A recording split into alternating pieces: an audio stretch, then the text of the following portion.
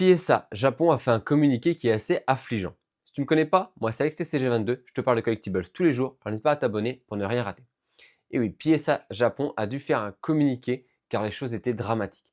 Les collectionneurs envoient du coup leurs cartes vers le centre de certification au Japon, qui est dédié du coup à l'Asie en général, et ils attendent ensuite leurs notes par retour de carte ou directement en ligne, puis ensuite retour de carte chez eux. Sauf que récemment, il y a eu une augmentation des envois de cartes avec de l'argent, de manière à ce que les employés de PSA qui font la gradation soient en fait tout simplement corrompus. En fait, c'est une idée pour acheter une meilleure note. En gros, si tu me mets un 10, moi je te file 200 € en cash. Je trouve ça assez indécent. Qui a pu penser à ça? Déjà, la possibilité que la personne prenne le liquide et te dise bah, ok, mais tu te tapes quand même ton PSA 8, bah, t'es dégoûté, t'as claqué 200 balles pour rien. Et puis surtout, c'est juste illégal. C'est de la corruption.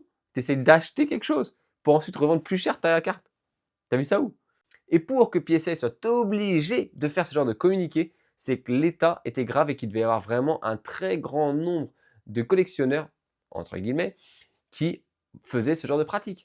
Franchement, j'aurais jamais pensé, je trouve ça indécent. Déjà que je n'ai jamais effectué de gradation, mais alors en plus, imaginez envoyer de l'espèce pour ça. Tu as en plus un risque que ton livreur te tire l'argent. Je trouve ça indécent. Ça me choque tellement. Est-ce que c'est le genre de pratique auquel tu as déjà pensé quand tu fais grader tes cartes?